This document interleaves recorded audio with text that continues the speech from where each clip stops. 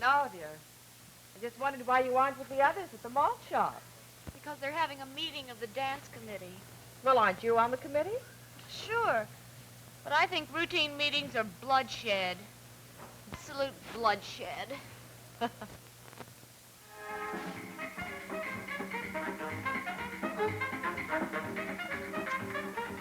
Who's in charge here? That's all I want to know. Who is the chairman? Okay, Edwin, okay. You're the chairman, Edwin. You're absolutely in charge of the whole dance. Then I, the chairman, say the community club. So maybe we could take a vote? Screech, will you be quiet, please? Will somebody put on that jukebox so we can talk?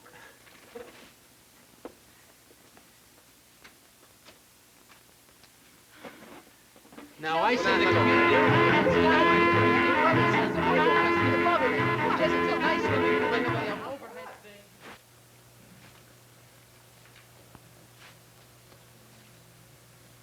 Al, I think you're worried about nothing. It's not nothing. You just don't want to take me. I just can't take you, not at the community club. But you'd be my guest. Well, then I'd hate to see you embarrassed when they won't let us in. I don't believe they'd stop you. It's true. I think you're being self-conscious. I'm not. I'm just facing a fact. I'm a Jew. Well, what's so special about being a Jew? There's nothing so special about it. Then stop looking for anti-Semitism, Al. I know the people in this town, and I know they don't feel that way. About Jews or anybody. We're different here. All that's going on in the world has nothing to do with us. I guess not. Not even Buchenwald. Al? What's Buchenwald? Town. Germany during the war.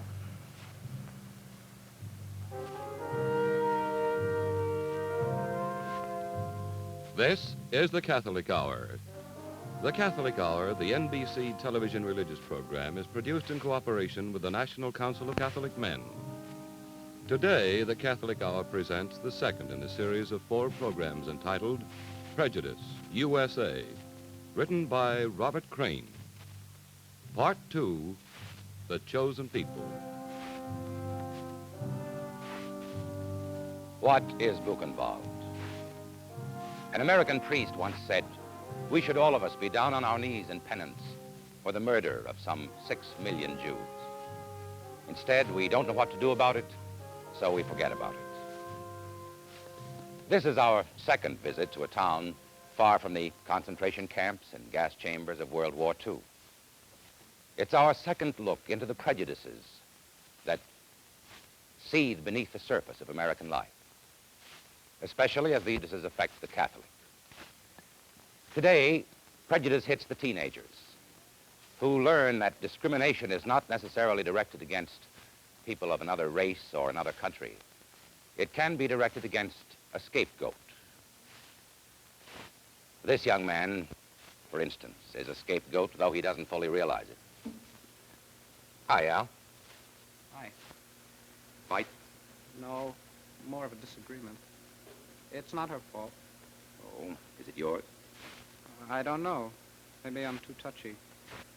Well, if I couldn't get in the door of a club that was open to all my classmates, I think I'd be very touchy. Well, you get used to some things. And they don't bother you? They bother you. My parents have prepared me for a lot of these things. See, we like this community, and we get along. I just don't want to see Ellen get hurt. You turn that music off, I can't think. It's the only way I can think. You know, I don't believe it. Not a word of it.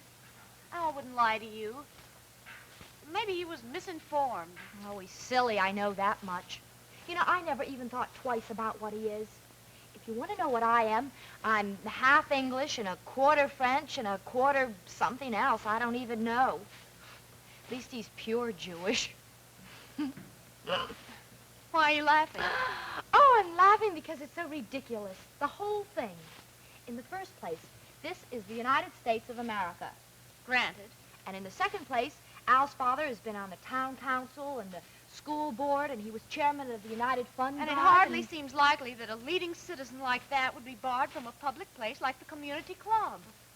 I think he's trying to give me the brush off. You sure you're right?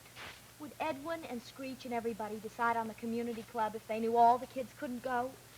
It's settled. What's settled? I'm through with Alvin Frank forever. Ellen, wait a minute. Ellen! Ellen! Hello, Ellen. Oh, to employ your own jargon, what's with her? To employ your jargon, she's been jilted. Oh, I thought it might have been something serious. Hello, dear. Hello. Thank you. Hi, Dad. There you are. Daddy, Mm-hmm. is it true that... What? Is it true that Jews aren't allowed inside the community club? Yes, it's true. I don't believe it. You mean you don't want to believe it, is that right? Yes. Why don't we belong to the community club? Well, because we don't care to. Because it's too expensive. Because you get into the pool anyway as Ellen's guest. Because Timmy is the only athlete in this family. And, well, Daddy. because we... Is it because Catholics aren't allowed? Not at all. But 20 years ago we weren't allowed. Why? Who knows? Is it because we were loud or vulgar or something then? And no more loud and vulgar than we are now. Oh. Annie, why'd that pop into your mind? About loudness and vulgarity? I don't know. Is it because you thought Jews might be considered loud and vulgar? Perhaps. But I know it's not true because I know Al and a lot of other kids. But there must be some reason. For people to lock out other people, there must be some logical reason. Oh, there's no logical reason. Though when you're young, I suppose you keep expecting logical reasons for everything that happens. So where are you off to? I'm off to save a broken Oh. romance. Before you run off, could you tell me one thing? Sure. Why the questions? Well, the kids picked the community club for the autumn dance, and it looks like they've made a big mistake. Are you going to correct it? If I can. Would you please be quiet? I'm reading Walter Lippmann. In the funny papers. Daddy, Mm-hmm. I'll do the best I can, but I'm afraid the damage has already been done by the grown-ups who made the rule. Anne, I want you to remember that you're in charge of decorations only. Anne, this is not your problem.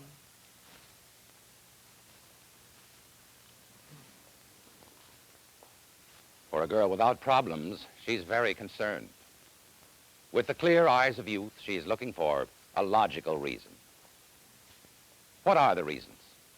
Why, in a peaceful, intelligent, seemingly well-integrated American town, should Jews be barred from a club or organization?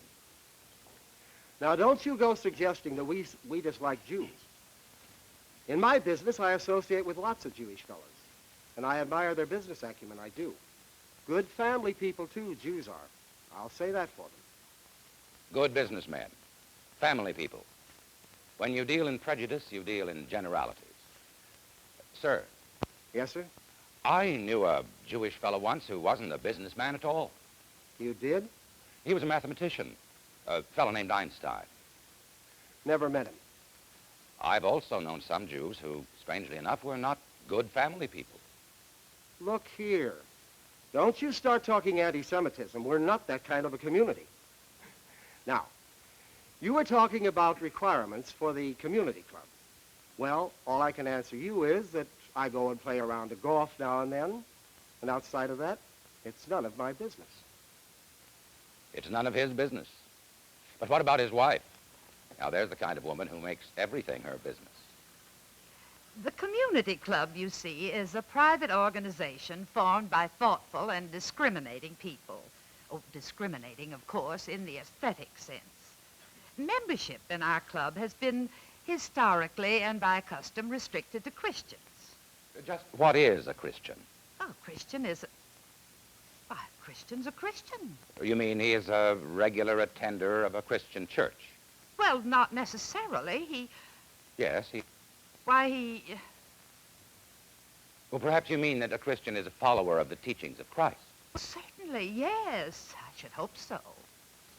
If you're talking about the same Christ that I'm talking about, he sat down at a table with members of all races and religions. He preached love for even the most outcast of races. And, of course, he was himself a Jew. He was? Yes, madam. In fact, the membership rules of your club would automatically exclude him. Jesus Christ, his mother, who was born a Jewish girl, his apostles and friends, including the first pope, St. Peter. Oh. Well, I'm not sure about popes, but as for the rest, we could stretch the membership rules for them. I think. Now, look here, this is a private club, and as far as I've ever heard, an American has a right to form a private club and choose his own friends. That's our right. We're not questioning your rights. We're merely asking the reasoning you use in choosing your friend. That's my business. Is it your business? If you hurt your neighbors, if your action gives them the rating of second-class citizenship. Oh, now, who's hurt? You tell me who's hurt. My Jewish friends? My Jewish friends have a country club of their own down the road. A kind of ghetto club? No, the Springdale Club. A beautiful setup they have, too. I've played golf there myself numerous times. Oh, they let you in? Of course they let me in. Hey, what's the matter with you? Now, let me tell you something about our club. There's no rule reading that Jews may not belong. No rule at all. You mean it just so happens that no Jews belong? It just so happens. These are some of the logical reasons. Try to dig them out. Try to make sense of them. Most likely, you'll hit a solid wall. You know, the presence of anti-Semitism in America today is something not many of us talk about. We prefer to believe that it's almost non-existent. Usually, it is concealed behind what has been referred to as a gentleman's agreement. But from such agreements, from seemingly minor acts of anti-Semitism, can grow the slaughter and barbarism which the world has not yet accepted as its own universal sin. Horrible. It's true, it's horrible. It's true, they're not allowed. Then something should be done about it. Well, they should change the place for the dance. Maybe the school gymnasium. I'm sure they're allowed to dance in the school gymnasium. No, not always. But the school is public property. I know, but I remember Al mentioning one time that I'd have to change my dancing class if I wanted to meet him there. You mean there was a rule? No, there wasn't a rule exactly. Just an agreement between the mothers who sifted the applications. My mother tried to get to the bottom of it, but she couldn't find out a thing. Maybe Al was wrong. No, he was right. No Jewish kid could be assigned to our group. Nobody knew how it worked. Everybody said it was none of their business. There it was. Anne? Yes? Do you know what Buchenwald was? I read something about it. They were taken in boxcars and cattle cars. They were starved and beaten. And if they survived the cold and the starvation and the work, they were gassed in groups of hundreds. Sometimes they held their children in their arms. We didn't do it. We had nothing to do with it. It was...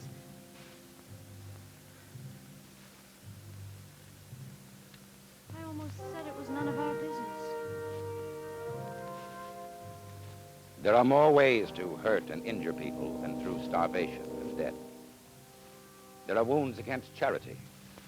There are scars that come from lack of love. Hello, Bonnie Moore. Why, yes, madam. What can I do for you? Double room overlooking the water. The name, please? Oh, I see. Well, Mrs. Stein, I've just checked our reservation sheet, and I'm afraid we just don't have a vacancy. I'm sorry. Goodbye.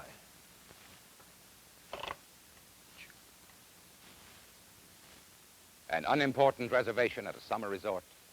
No. A certification of second-class citizenship. Mrs. Stein may, in reality, be a Catholic, Protestant, white American agnostic. She may be black, brown, or pale pink. But her name happens to sound as if she might be Jewish. It doesn't matter what kind of individual she may be, how law-abiding, how friendly, how charitable she may be. She is seen only as a member of a group. Lydia, how are you, darling?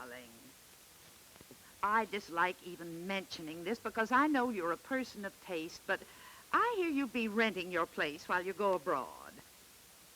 Rome, how charming. We went last year, saw the Pope. It was marvelous. Darling, now the thing is this. There's been a threat of an influx here of Jewish people and so forth. Now, this is a lovely neighborhood, and naturally we wouldn't want... Why, I know you'd never think of renting to... Believe me, darling, I knew you'd never... Well, you don't have to become nasty about it. Well, goodbye. People are so touchy. Yes, people are touchy. But sometimes the people with the most right to be touchy can be the least demanding. I have a lot of friends here. People who respect me as a person and don't care much what my ancestry is. I don't see much effectiveness in the chip on the shoulder, lawsuits, or complaints. I like to hope that gradually... There's one thing that I just don't understand, and that's how do you explain this to your kids? Where do you find the reasons? My father was Jewish, and therefore you're Jewish. And no matter what you do, you're going to be placed in that category. You can go to temple or synagogue, or have no religious affiliation at all. You can change your name, or hold on to it proudly. You can look like any 10 other Americans and be as brilliant, wise, philanthropic. But no matter what you do, you're still a Jew. And if anybody knows this, you can never occupy a suite at Bonnymore. It sounds like such a stupid thing to tell your kids. It's stupid. Well, it is stupid. Al. Helen, Al, it's all right. I didn't mean anything I said. it is all right. We're going to go to the dance, Ellen. You and me. We're going. You've got to change it, Edwin. You're in charge. That's right. You're in charge completely. So what if she's wrong? I've never heard of such a thing. Otherwise, I'd never have picked the community club. So what if she's wrong? Screech, what do you want to do? Wait until everybody gets to the door on the night of the dance and then have them turned away? Well, I don't know. It's not my problem, actually, because, well, actually, Edwin's in complete charge. Gee, thanks. Thanks a lot. Edwin, I know this is none of my business, but I am a member of the class, and I do... And I think it's dreadful about the community club. I mean, membership requirements and all that. But this is a school dance. Are they? Or what? Membership requirements, okay, and all that. Well, if you want to be that way. I'm not being any way. I just want to know what's right and wrong. Who are you to decide? I'm not deciding. Girls, I'm just asking. My father happens to be on the board of governors of the club, and if you think Girls, my father listen, is... there's no sense in... Will you take it?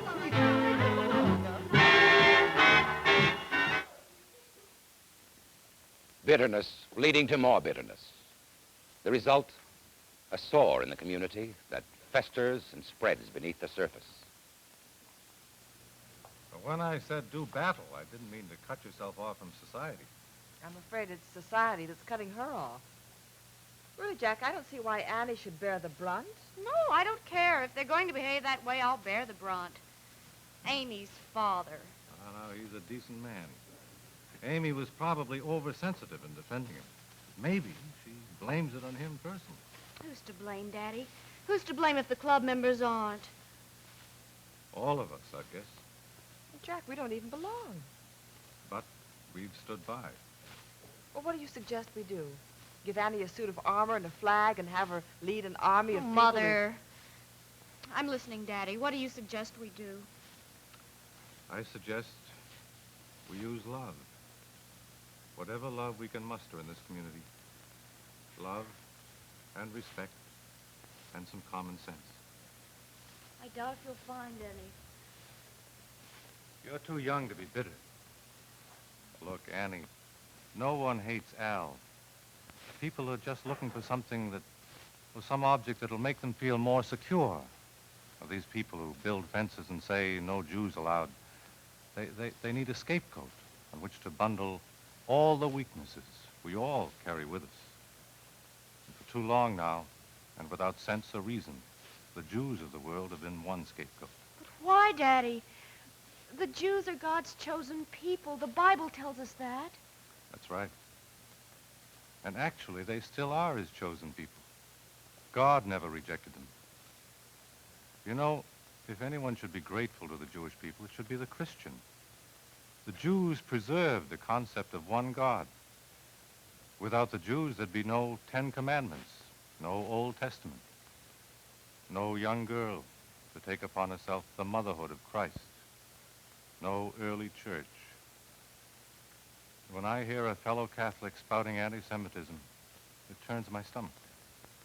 Now, the first thing that happened to me when I moved to this community was the real estate fellow said to me, "You can be certain, sir, very few Jews will live here." And I was grateful to him for that bit of information. Are you a Catholic, sir? Oh, I certainly am. I come from a good Catholic family. You feel that this hatred you have for certain groups is compatible with being a Christian? Now, see here. I don't hate any groups. Then why don't you want to live with them? Well, because Well, I don't see what that has to do with being a Catholic. Often it doesn't have much to do with it, unfortunately. Nationwide polls have revealed that a person's religion has little effect on prejudice. The polls reveal that Catholics are no more or no less anti-Semitic than their neighbors. It is sometimes said by ignorant people that the Jews deserve disdain because they killed Christ. The statement is as sinful as it is ignorant. Christ, if he had been alive, might have died in the concentration camps of World War II. Mary, if she had held her child in those days, might have carried him into the gas chambers. The apostles might have met their martyrdom, not at the hands of the Romans, but in the ovens of a Christian world. And these crimes were the world's crimes, our crimes, echoed in every word we have ever spoken in prejudice. Crimes we repeat with even the slightest act of anti-Semitism. These are the acts that provide kindling for ovens such as Auschwitz. I don't know if you know the Franks. They're Jewish. Our clientele is restricted. To ensure the better people, they won't be mingling with Jews or other objectionable people. Oh, I wisened up early. Never trust a Jew. That's my motto. For these crimes, too, we should be kneeling in penance.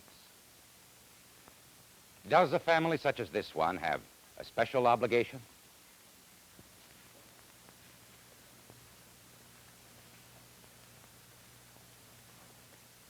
I think we do. As Catholics, we're told explicitly that anti-Semitism is immoral. As Catholics, we have a duty to make reparation for any possible Catholic contributions to anti-Semitism in the past. Our special obligation is to wipe out any suggestion that a Catholic who truly practices his religion could at the same time practice even the smallest kind of discrimination against Jews. A Catholic with a special responsibility. Not because he and his Jewish neighbors are members of minority groups, but because there is a mystique stemming from Christ himself, which links the Christian and the Jew in God's plan to bring all men to himself. Hello, Stuart. Jack Anderson. Yeah. I know your daughter Amy is attending the dance tonight, and I wondered if you'll be there, too. No. The kids have switched it from the club to the high school. Yeah. I understand you're a member of the board at the community club, Stuart. And I'd like to talk to you about a problem that I've been thinking about for some time. Yes, about some neighbors of ours. I know you probably had it on your mind, too, Stuart. Join the club? Well, perhaps we should join. With certain reservations concerning certain unwritten rules of yours. Yeah. Oh, yes. I'll see you there. Uh-huh. Yes, at the high school.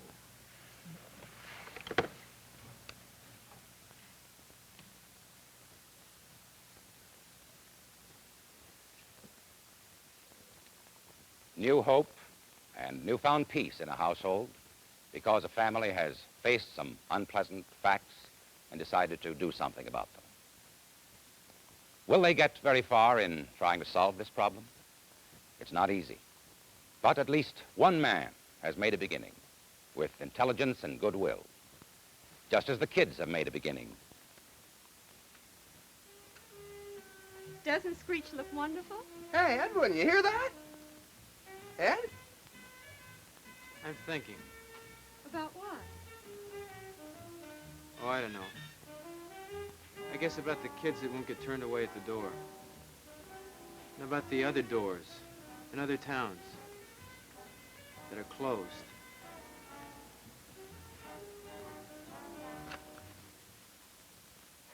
Other doors in other towns. But thoughtfulness has been restored in this town, and that can be a beginning. Some small movement has begun to open all doors to all our neighbors, including God's chosen people.